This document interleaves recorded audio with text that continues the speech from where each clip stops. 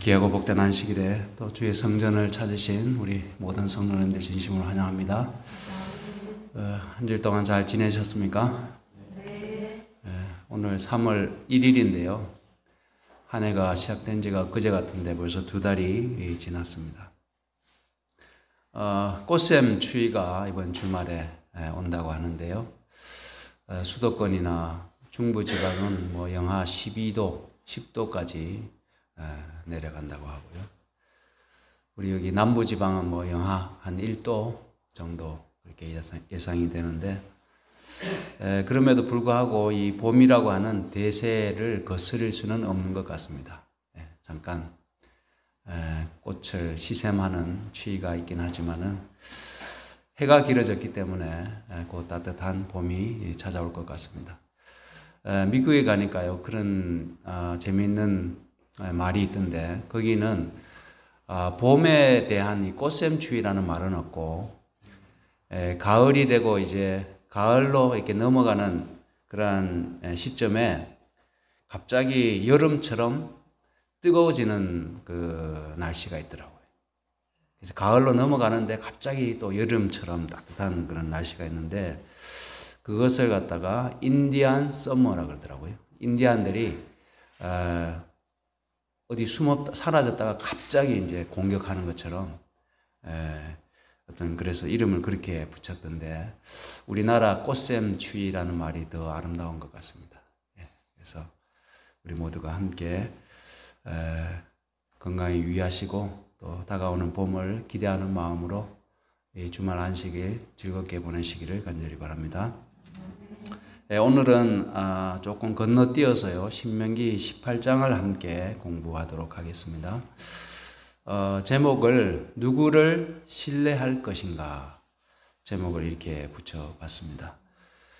신명기 18장을 요약하면 1절부터 8절은 제사장에 관한 말씀이 기록이 되어 있고요.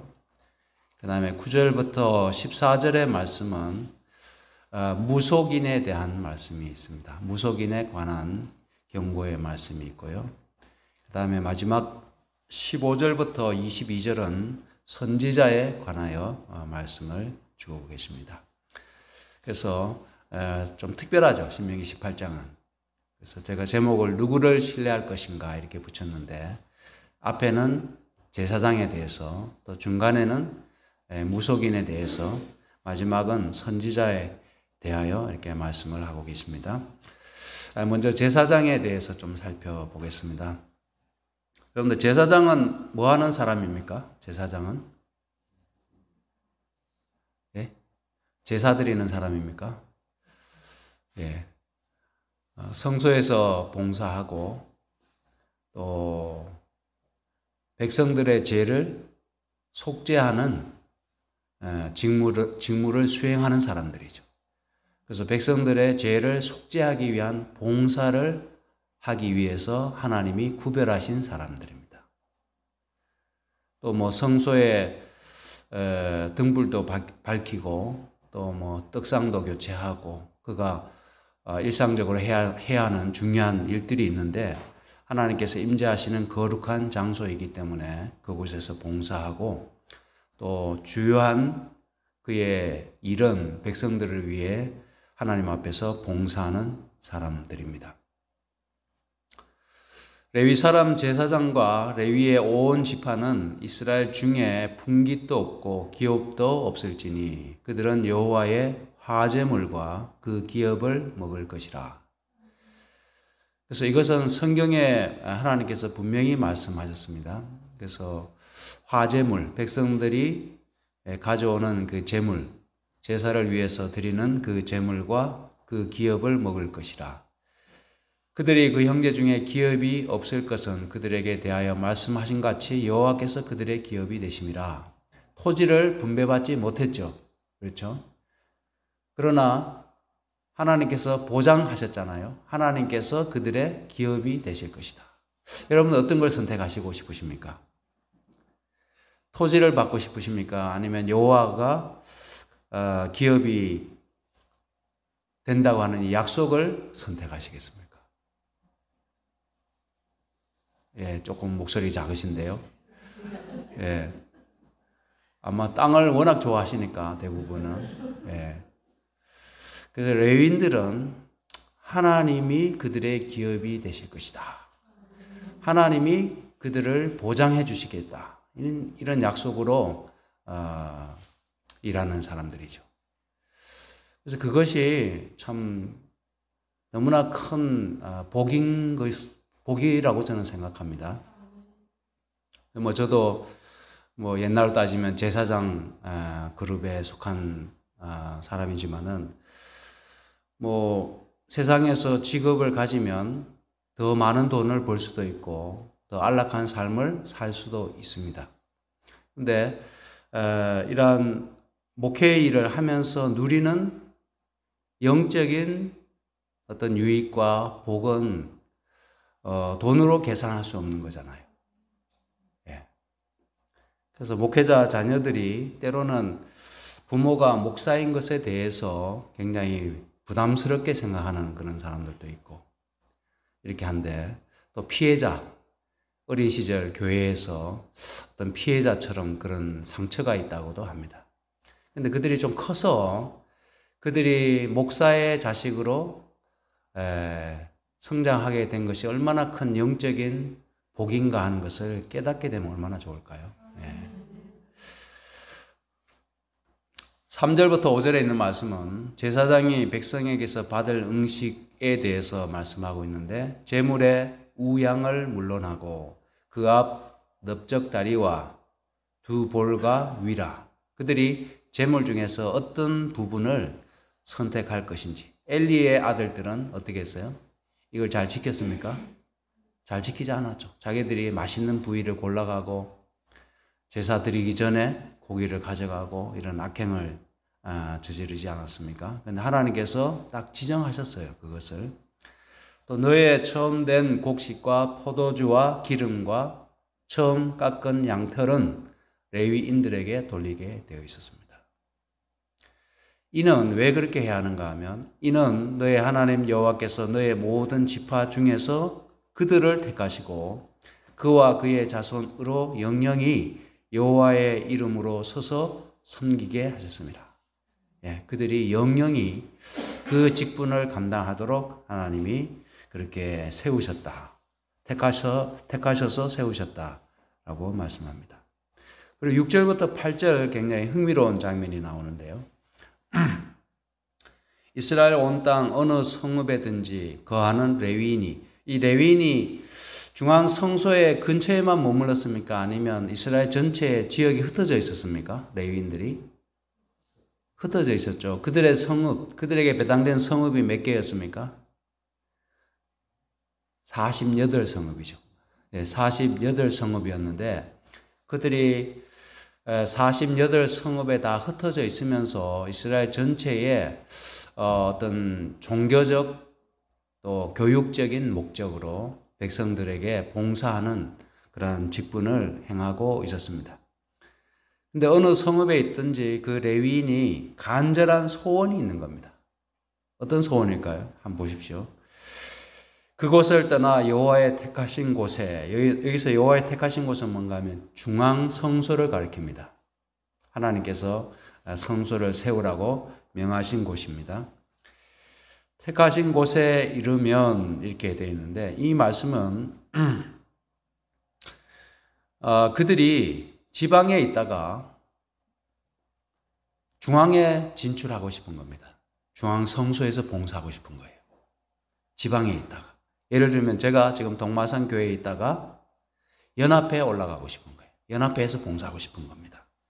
그러면 하나님께서 어떻게 하라고 하시는가 하면, 여호와 앞에 선 그 형제 모든 레위인과 일반으로 그 하나님 여호와의 이름으로 섬길 수 있나니 허용해 주라는 거예요. 그러니까 중앙성소에 봉사하는 레위인을 딱 그들이 뭡니까? 폐쇄적으로 그냥 그 일부 레위인들만 독점하지 않게 하셨다는 겁니다. 또 그렇다고 해서 여기서 간절한 소원이 어떤 야망에서 비롯된 것이 아니라 하나님의 성소를 사랑하는 마음으로 하나님께 봉사하고 싶은 그런 간절한 소원이 있어서 중앙성소에서 봉사하고 싶은 레위인이 있거든 그것을 허용해 주라는 그런 말씀이 있습니다. 참 굉장히 흥미롭습니다. 지금 우리 한국에 5개 합회가 있는데 연합회장은 어디서만 나옵니까? 지금 보면 동중한 아니면 서중한입니다. 지금 우리 한국교회 역사 오래됐는데 한 번도 지방합회에서 연합회장이 나온 적이 없습니다. 근데 지방합회에서 연합회장 한번 해보고 싶은 사람이 있을까요? 없을까요? 예, 있을 수 있죠. 예. 그래서 우리 지금 지방합회에서 연합회장이 한 번도 나오지 않은 것은 지금 중앙에 있는 두 합회가 동중한, 서중한이 독점하고 있는 겁니다, 사실은. 그래서 지금 제도적으로 결국 선거위원들이 교인 수에 비례해서 연합회 총회가 청회에 올라가기 때문에 지방합회에서 후보자가 나와도 추천을 받아서 후보자가 되어도 결국 결선에 올라가면은 이 머리수에서 밀리는 겁니다. 그래서 항상 안 돼요. 그래서 지방합회에서 이제 이 일을 제기하면 중앙에서 하는 말이 지방 출신 연합회장이 되었을 경우에 과연 동중한, 서중한에 어떤 협조를 할 수 있겠느냐. 전국 단위의 교회를 이끌어 나갈 수 있겠느냐. 뭐 이렇게 얘기를 하더라고요.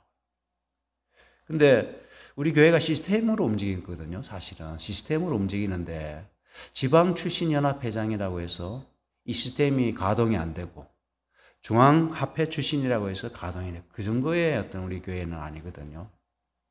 그래서 지금 이러한 허용을 하신 것은 어떤 의무가 어떤 뜻에서 이렇게 하셨는가 하면 중앙성소 독점하로 인해 파생되는 지나친 어떤 파벌이나 교권주의를 경계한 것입니다. 하나님께서.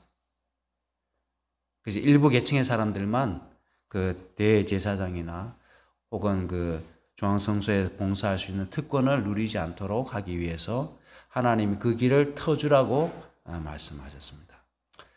그 다음에 그 사람의 응식은 그 사람들이 받을 오늘날로 따지면 보수겠죠. 그 사람의 응식은 그들과 같을 것이요. 이미 중앙성소에서 일하고 있는 사람들과 동일하게 해주라는 겁니다. 지방에서 올라왔기 때문에 좀 낮게 지급하지 말고 동등하게 지급해 하도록 말씀하셨고 그 다음에 그 상속 산업을 판도는 이외에 그에게 속할 것이니라. 그러니까 레위인들이 토지는 없었지만은 가옥은 있었을까요? 가옥은 있었어요. 그러면 그 가옥을 판 돈을 그들이 제사장들이 상속할 수 있도록 조상의 어떤 유산을 상속할 수 있도록 그렇게 규정을 주셨습니다. 자, 그 다음에 두 번째 등장하는 내용은 무속인에 대한 겁니다. 제가 무속이라는 말을 붙였는데 맞는지 모르겠습니다. 너희 하나님 여호와께서 너에게 주시는 땅에 들어가거든 너는 그 민족들의 가증한 행위를 본받지 말 것이니. 하나님이 가증하게 여기시는 것이 무엇인지를 우리가 성경에서 잘 알아낼 필요가 있습니다. 하나님이 가증히 여기신다는 표현을 꽤 자주 등장하거든요. 어떤 것을 하나님이 본받지 말도록 말씀하셨는가 하면 그 아들이나 딸을 불 가운데로 지나가게 하는 자, 몰렉 신, 밀곰. 지난번 우리가 우상에 대해서 알아볼 때 그 신을 예배하는 그 의식 자체 제물을 뭘로 드렸는가 하면 자기 자식을 제물로 바쳤습니다. 그래서 이것은 고대 세계에 광범위하게 그 흔적이 발견되는데 남미에서도 잉카족이나 뭐 이런 그 문명 있잖아요. 아주 발달한 문명이 있었는데 거기서도 처녀를 제물로 인신 제물을 바쳤던 그런 흔적들이 있습니다. 그런 흔적들이 있는데 이 가나안에서는 아들이나 딸을 불 가운데로 지나가게 하면서 그 신에게 제물로 바치는 그런 의식이 있었는데 그러한 행위를 그것은 가증한 행위이기 때문에 본받지 말 것을 말씀하셨습니다. 그다음에 복술자, 기륭을 말하는 자, 요술을 하는 자, 무당, 진언자, 신접자, 박수, 초혼자, 신을 불러내리는, 우리는 무속인이라 하면 되겠죠, 그죠? 거의 다 포함할 수 있는데 그들을 너희 중에 용납하지 말지니라. 자, 오늘날 이게 우리한테 의미가 있는 말씀입니까? 우리는 이 무속인들의 어떤 그 가증한 행위, 무속인들을 의지하고 또 그들에게 뭔가 점을 보고 내 미래를 맞추도록 그렇게 의뢰하는 그런 경우가 우리 중에는 없겠죠. 근데 기독교인들 중에 많은 숫자가 점을 본다고 합니다. 점을 본대요. 점 보러 한번 가보신 분 한번 손 한번 들어보시죠. 점 보러 가보신 분. 인터넷에서 점을 보신 분 한 분도 없으시네, 그죠? 장로님 인터넷에서 점을 보셨어요? 예. 근데 꽤 많은 기독교인들이 점을 본다고 합니다. 왜 볼까요? 점을 보는 이유가 있습니다. 하나는 뭔가 하면 미래에 대한 궁금증과 호기심. 아마 기독교인이 점을 보는 것은 아마 호기심 때문에 보지 않았을까. 예를 들면 뭐 주식이 오를까, 그다음 이 사업이 잘 될까. 이 성경에는 그런 게 없잖아요, 그죠? 그래서 이런 미래에 대한 궁금증과 호기심, 연애, 결혼, 취업, 건강, 재물운, 벼슬운 등 이런 운을 믿는 겁니다. 운을. 올해 운세가 어떻게 될까? 우리가 지난주인가요? 신방하고 세븐시티 그 식당이 있어가지고 우리가 점심 식사하러 갔는데 거기 대기하는 줄이 있어가지고 기다리는 동안에 화장실을 갔다 오는데 오른쪽에 보니까 점 보는 데가 있더라고요. 점 보는 데가 있는데 꽤 여러 명이 앉아 있더라고요.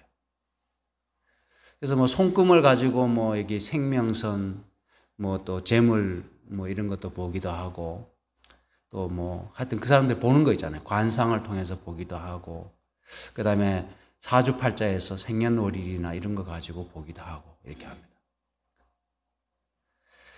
그래서 이 미래가 궁금하다고 하는 것은 그만큼 불안하다는 뜻이잖아요. 그죠? 내 미래가 알고 싶기도 하지만은 뭔가 궁금한 것은 불안하다는 뜻입니다. 그래서 미래가 예측 불가능하기 때문에 그만큼 더 불안한 것이죠. 그래서 이 점을 통해서 뭔가 좀 안정감을 얻고 뭔가 좀 기대감을 얻고 싶은 그런 심리가 작용한 것입니다. 여기에 이 수험생 딸이 있는데 이 딸이 대학에 붙을지 궁금한 엄마가 무속인을 찾아갔어요. 무속인이 한 말을 제가 한번 옮겨놔 봤습니다. 여러분 들어보세요. 점쟁이가 뭐라고 얘기하는지. 대학은 지금부터 딸이 학이 달렸네. 당연한 거 아닙니까? 열심히 하면 붙어. 엄마가 다그쳐야 해요. 엄마가 항상 괜찮다, 잘한다 하니까 딸아이가 걱정이 없어요. 그러나 딸은 어느 그룹에 갖다 놔도 중상이야. 근데 나중에 한 우물만 파. 이거 했다 저거 했다 하지 말고. 뭐 이거 했다 저거 했다 하면 안 되잖아요. 이것도 안 되고 저것도 안 되잖아요. 사실은. 돈도 많고 많이 벌고 남자도 너만 위하는 사람 만나니까 걱정하지 마라. 정해져 있다는 겁니다. 이 딸아이의 뭐 생년월일 딱 보고 말만 들어도 좋은 신랑 만날 운이라는 거예요. 아주 편하게 잘 사네. 대신 한 우물만 파는 거 잊지 마. 손발이 찬 거 보니 자궁이 안 좋아. 조심해. 엄마한테 귀여운 도둑이네. 자, 이 말 들으면 어떻습니까, 여러분? 복채 한 4만 원, 5만 원 내놓을만 합니까? 어떻습니까? 그래서 이 엄마가 이제 아들도 궁금했어요. 그래서 아들 운도 좀 봐달라고 했습니다. 그랬더니 아들에 대해서 뭐라고 얘기하는가 하면 아들은 잘 생겼는데 몸이 좀 약하네. 35세에서 45세 사이에 병이 와. 큰 병은 아닌데 그때 조심해야 돼. 그렇다고 직업이 단절되진 않아. 아들도 잘 풀려. 외국 가서 살면 잘 살 거야. 아들이 아빠에 대한 원망이 많아. 아빠 때문에 우리가 이렇게 되었다고 생각하네. 그래서 엄마처럼 능력 있는 여자를 원해. 지금 저 보러 온 사람이 누구예요? 엄마거든요. 예. 그래서 엄마처럼 능력 있는 여자를 원해. 아들은 엄마와 누나 말은 잘 듣네. 그리고 너무 착해. 고집은 너무 세고 까다로워. 아들, 딸이 엄마밖에 모르네. 걱정하지 말고 건강만 잘 챙겨. 이렇게 얘기했어요. 아들에 대해서. 근데 제가 이 얘기 보니까 동엽이 얘기하더라고요. 우리 동엽이 얘기, 동엽이. 다 들어맞아요. 다 들어맞아. 네. 그래서 이 엄마가 점을 보고 나서 뭐라고 했는가 하면 좋은 말만 해주는 게 점쟁이들의 수법일 것이다. 좋은 것만 듣고 그 기운으로 나는 잘 될 거야. 타고난 운도 좋고 머리도 좋아라는 긍정적인 마인드와 자신감을 가질 수 있다면 4, 5만 원이 아깝지 않다고 생각한다. 하여튼 점 보고 와서 후기를 이렇게 쓴 거예요. 뭐 궁금한 것 좀 풀리기도 했고 운이 좋다고 하니까 이왕이면 뭐예요? 한번 해볼 만하다는 거예요. 근데 교회 오니까 이런 말 합니까 안 합니까? 교회 와서. 제가 여러분들한테 그런 말 신방하면서 한 적 있나요? 네. 그런 말 해야 됩니까? 예. 자, 근데 왜 많은 사람들이 점쟁이를 찾는가 하면 그것이 반음 효과라고 합니다. 전문 용어로 반음 효과라 그러는데 점쟁이 말이 하나같이 다 맞는 것처럼 느껴지는 그런 어떤 심리라는 거예요. 점쟁이 하는 말이 맞는 것 같아요. 근데 보편적으로 적용되는 특성이 자신에게만 일치한다고 믿는 어떤 그런 어떤 신앙이라 할까요? 심리라고 할까요? 아까 제가 소개해드린 것처럼 뭐 웬만큼 다 적용되잖아요. 제가 아까 그거 보면서 우리 아들한테 적용되는 그런 말 같다 이런 생각이 들었는데 그래서 이 점쟁이들이 뭐 한두 명 만나본 게 아니잖아. 여러 사람들 만나면서 딱 표정만 봐도 벌써 딱 들어오는 것만 봐도 왜 왔는지 대충 맞추고 그 다음에 이 사람한테 뭘 던져줘야 될지 어떻게 해야 될지를 다 깨고 있는 겁니다. 일단은 점집에 찾아가는 이상 벌써 심리적으로 지고 들어가는 거예요. 예. 심리적으로 벌써 지배당한 겁니다. 그러다 보니까 하는 말이 다 맞는 말처럼 여겨지는 겁니다. 그래서 이 운명을 믿고 운명대로 살 것인가 아니면 주체적인 삶을 살 것인가 우리가 선택을 해야 되는 겁니다. 그래서 사주팔자, 신년 운세 뭐 이런 말들은 운명이 정해져 있다는 거예요. 남편 운도 정해져 있고 재물복도 정해져 있고 또 1년 동안의 운세가 다 있기 때문에 그냥 그 운에 이제 따라서 살아야 한다. 혹은 그런 팔자라도 뭘 하면은 그걸 좀 바꿀 수 있는가 하면 뭡니까? 무당들이 푸닥거리 하는 거 있잖아요. 뭐라 그러죠? 예. 굿을 하면은 이 운을 바꿀 수도 있다. 이렇게 얘기를 합니다. 그런데 기독교적인 세계관은 팔자나 운명을 인정하지 않잖아요. 운명은 자신이 결정하는 것이고 자신이 개척하는 겁니다. 2024년도가 우리 앞에 이제 열렸는데 2024년도에 우리가 열심히 생활하고 뭔가 내가 나름대로 최선을 다해서 내가 맡은 분야에 일하면 좋은 결과가 이르러 오는 것이고 또 이 사회가 뭐 내 뜻대로 되지 않으니까 잘 안 될 수도 있는 것이고 이런 것이지 나에게 어떤 운이 있어가지고 내가 거역할 수 없는 어떤 기운이 있어가지고 내 인생을 갖다가 이렇게 이끌어가는 것이 아니라고 하는 것입니다. 요즘 한국 사회에 유행하고 있는 영화가 있는데 파묘 여러분들 들어보셨는지 모르겠습니다. 파묘 묘자리를 옮기는 것을 파묘라고 하는데 이 줄거리를 제가 인터넷에 한번 검색해 보니까 미국 LA에서, 미국 로스앤젤레스에서 그에게 어떤 의뢰를 받은 무당이 있었어요. 여러분들 이 무속인들 굿하는 거 우습게 보시면 안 됩니다. 뭐 100만 원짜리 굿은 아예 없는 것 같아요. 뭐 몇백만 원, 몇천만 원짜리 굿이 있어요. 근데 LA에서 부잣집에서 무당한테 의뢰가 들어왔는데 이상하게 대를 이어서 기한 병에 자꾸 걸리는 겁니다. 그래서 이 부잣집의 장손이 역시나 기한 병이 대물림 되어서 그 집안의 이제 장손에게까지 이렇게 물려지게 되었습니다. 근데 이 무당이 뭐라고 하는가 하면 조상의 묘자리를 잘못 썼기 때문이다. 이렇게 얘기하는 거예요. 묘자리. 흔히 그렇게 얘기하잖아요. 묘자리가 잘못됐다. 그래가지고 뭐 그에게 어떤 그 의뢰금이 걸렸으니까 거기에 뭐 풍수사, 장의사들까지 이제 가세해가지고 이렇게 뭐 펼쳐지는 스토리가 전개되는 것이 파묘라고 하는데 뭐 지금 한국 사회에서 엄청나게 인기를 끌고 있습니다. 이 얘기들이 맥힌다는 얘기잖아요. 사람들이 흥미가 있다는 얘기고 이게 뭐 정말 관심이 없는 얘기라고 하면 이렇게 흥행될 수가 없거든요. 근데 저희 형님한테 좀 뭐 비난까지는 아닌데 저희 형님이 이제 365학교를 졸업했습니다. 365학교 졸업했는데 365학교 졸업하고 직장을 구하기 위해서 사회생활 오래 하다 보니까 365학교 다니면서 어린 시절 배웠던 그 신앙이 우리 형님을 붙들어주지 못하고 이 사회생활 하면서 이제 사회물이 더 묻은 겁니다.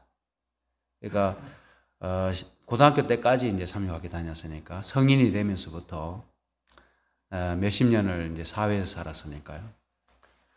근데 기일이 돼서 저희 부모님 산소에 가면 저희 형님이 항상 저는 정말 그 말 듣기 싫어요. 근데 항상 하는 말이 뭔가 하면 저희 아버지 묘가 있고 그다음 그 위에 이제 저희 할아버지 묘가 있는데 그 할아버지 묘터는 장손만 잘 되는 묘터래요. 근데 저희 집은 두 번째 집안이거든요. 큰 집이 아니고 두 번째 집안. 큰 집이 저렇게 잘 되는 거는 할아버지 묘를 갖다가 장손만 잘 되는 터에다가 썼기 때문에 그렇다. 이렇게 얘기해요. 진짜 믿는 것 같아요, 그렇게. 근데 이제 저희 아버지 돌아가셨을 때 저희 형님이 지금 아버지 그 묘터를 잡았거든요. 잡았는데 저희 큰아버지가 자기 동생이 죽었는데도 지금 그 자리를 안 주려고 엉뚱한 데로 끌고 다니더래요, 제 형님을. 근데 이제 형님이 지금 그 터를 보고 이제 잡았다는 거예요. 근데 이 터가 좋다고 하면서 몇 번을 얘기하는 거예요. 그래서 저희 아버지 묘터를 잘 써서 저희 집안이 잘 되고 있는가 모르겠어요, 아직은. 예. 아직은 잘 모르겠어요. 그냥 뭐 평범해요. 저희 조카들 보면 뭐 선생이 됐는데 의사 1명 나오고 선생 2명 나오고 그런데 그 정도 가지고 묘터를 잘 썼다고 하기에는 부족하잖아요. 그래서 우리가 한국 사회가 의외로 이런 그 뭐 명당이니 묘터니 여기에 대한 이 뭡니까? 믿음이 상당히 강합니다. 미신이 엄청나게 강해요. 그래서 우리도 한국 사회를 살아가고 있기 때문에 이러한 영향이 우리 마음 가운데 은연중에 배어 있을 수도 있다는 것입니다. 12절에 보시면 무릇 이런 일을 행하는 자는 여호와께서 어떻게 여기신다고요? 가증히 여기십니다. 하나님을 섬기는 사람은 조상 묘터 잘 썼다고 후손이 잘 될 것 같으면 참 그게 말이 됩니까, 여러분? 생각해 보십시오. 조상의 묘, 죽은 사람을 매장했는데 그 좋은 곳에 그 시신을 매장했다고 해서 후손이 잘 된다고 하는 그 어떻게 연결을 지어야 그게 가능한지 모르겠어요. 근데 그것을 믿게 되는지 모르겠습니다. 이런 가증한 일로 인하여 너희 하나님 여호와께서 그들을 너희 앞에서 쫓아내시느니라. 가나안 족속들이 쫓겨나는 것은 그런 믿음, 그러한 가증한 행위들을 행하는 것이 하나님께서 더 이상 참아 보실 수 없을 만큼 그 임계점을 초과했기 때문에 하나님께서 가나안 족속들을 쫓아내신다. 이렇게 말씀하십니다. 13, 14절입니다. 너는 너의 하나님 여호와 앞에 완전하라. 너가 쫓아낼 이 민족들은 길흉을 말하는 자, 복술자의 말을 듣거니와 너에게는 너의 하나님 여호와께서 이런 일을 용납지 아니하시느니라. 그래서 교회에 나갔더니 내가 원래는 우리 어머니가 절에 다녔는데 내가 교회에 나갔더니 그때부터 우리 집안에 우환이 생기더라.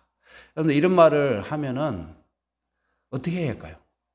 그런가 보다 하고 얘기를 들어줘야 됩니까? 아니면 단호히 반대해야 됩니까? 이 말씀이 하면 있을 수 없는 일입니다. 그것은. 제가 경북에서 목회할 때 그 영양교회가 있었는데요. 옆에 같이 이제 돌보던 영양교회라고 있었는데 그 영양교회 할머니 한 분이 교회에 나오기 시작했어요. 절에 다니시던 할머니입니다. 근데 교회에 나오신 지가 한 6개월쯤 되셨을 때 아들이 교통사고 나서 죽은 거예요. 그러니까 당장 주변에서 뭐라고 연결 지었을까요? 네, 할매가 절에 다니다가 교회에 나가서 그런 우환이 생겼다. 이렇게 얘기하는 겁니다. 그러니까 할머니가 믿음이 흔들리는 거예요. 겨우 이제 교회 다니기 시작했는데 내가 교회에 나가서 우리 아들이 그렇게 됐나. 이제 이렇게 하는 겁니다. 그래서 우리는 이러한 사상이나 믿음이 우리가 생각하는 것보다 훨씬 강하다는 걸 기억하시고 우리 스스로는 물론입니다. 우리 스스로는 물론 그런 생각 자체를 우리가 배격해야 되겠고 우리 주변에 혹 그런 사람이 있다고 하면 우리가 말씀으로 그것이 아니라는 사실을 우리가 이야기해 줄 필요가 있는 것입니다. 세 번째로 이제 선지자인데요. 아까 그 제사장은 백성들의 죄를 속죄하기 위한 사역, 봉사자로 하나님께서 세우셨다면 이 선지자는 기별자로 세우셨습니다. 기별자로. 너희 하나님 여호와께서 죄송합니다. 너희 하나님 여호와께서 너희 중 내 형제 중에서 나와 같은 선지자 하나를 너를 위하여 일으키시리니 너희는 그를 들을지니라. 내가 그들의 형제 중에 너와 같은 선지자 하나를 그들을 위하여 일으키고 내 말을 그 입에 두리니 내가 그에게 명하는 것을 그가 무리에게 다 고하리라. 이 선지자가 하는 일이 여기 나와 있잖아요. 이 선지자는 하나님께서 그 입에 말씀을 담아주시면 그 말씀을 백성들에게 기별하는 자, 전하는 자로 하나님이 선지자를 세우셨다 이렇게 말씀합니다. 그래서 점쟁이를 찾아갈 필요가 없다는 것이죠. 그래서 점쟁이는 뭐 50대에 간운이 있고 남편복, 뭐 운과 복을 이야기하지만은 이 선지자는 어떤 기별을 하나님이 그에게 주시는가 하면 이 영혼을 위하여 짧은 인생을 살 동안에 의를 추구하는 삶을 살라고 얘기하는 겁니다. 예, 선지자의 기별은 뭐 길흉 거기에 대해서 알려고 하지 말고 또 미래에 대해서 그렇게 지나치게 궁금하거나 호기심을 가지지 말고 지금 하루하루 살아가면서 하나님의 뜻을 삶 가운데서 실천하도록 하나님의 거룩한 뜻이 생애 속에서 이루어지도록 영생을 위하여 준비하도록 그런 삶을 살라고 하는 겁니다. 그래서 무당을 찾아갈 것이 아니라 선지자의 말씀을 듣고 그 말씀을 생애 속에 실천하는 추구하는 그런 삶을 살도록 하나님께서 원하신다는 것입니다.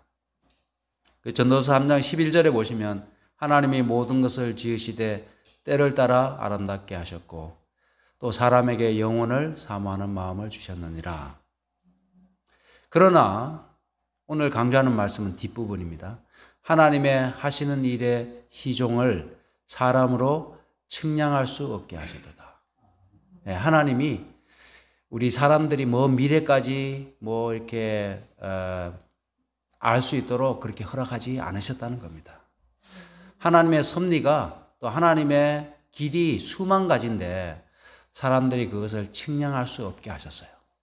그래서 우리는 하나님을 믿고 신뢰해야 합니다. 하나님이 모든 것을 때를 따라 아름답게 하셨어요. 봄은 봄대로 아름답고, 여름은 여름대로 아름답고, 가을은 가을대로 아름답습니다. 겨울은 겨울대로 아름다워요. 내 인생도 마찬가지입니다. 어린 시절 너무 아름다웠죠. 지금도 마찬가지입니다. 내가 지금 청소년기를 지나든 아니면 장년기를 지나든 노년기를 지나든 하나님께서 때를 따라 아름답게 하셨기 때문에 그 생애의 아름다움을 만끽하면서 앞에 하나님이 인도하시는 그 모든 섭리나 장래의 일은 하나님께 맡기고 그것을 측량하려고 애쓸 필요가 없는 것입니다. 여러분들, 우리 연세 드신 분들 나름대로 멋이 있으십니까? 어떠십니까?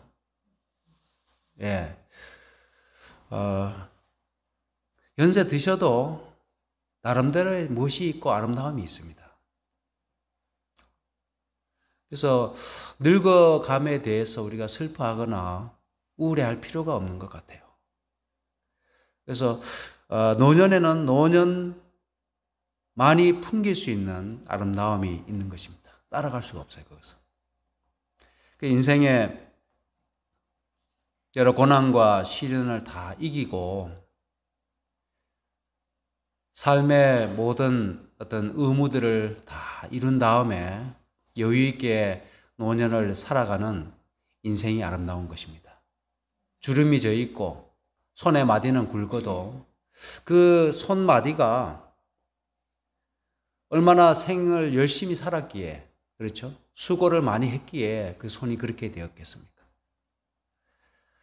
전에 이제 한참 우리 한국 사회에 다녔던 그림 중에 하나가 발레리나 발입니다. 그 발레리나가 이렇게 발끝으로 서기 위해서 얼마나 연습했는지 그 발가락이 여러분들 보셨잖아요. 그 사진 보셨죠? 근데 그것이 아름답다고 하는 것이죠. 그 꿈을 이루기 위해서, 정상에 서기 위해서 얼마나 수고하고 애썼는지. 그래서 노년의 모습이 마치 그와 같은 것입니다. 성경에 이렇게 말씀합니다. 그러므로 내일 일을 위하여 염려하지 말라. 점을 칠 필요가 없습니다. 내일 일을 위하여 염려하지 말라. 내일 일은 내일 염려할 것이요 한날 괴로움은 그날에 족하니라. 나의 가는 길을 오직 그가 아시나니. 하나님이 아시면 족한 겁니다. 그죠? 우리의 장래, 우리의 앞길을 그분이 아시는데, 우리의 아버지가 아시는데, 우리를 사랑하시는 하나님이 아시는데 우리가 뭘 염려하고 뭘 궁금해 하겠습니까?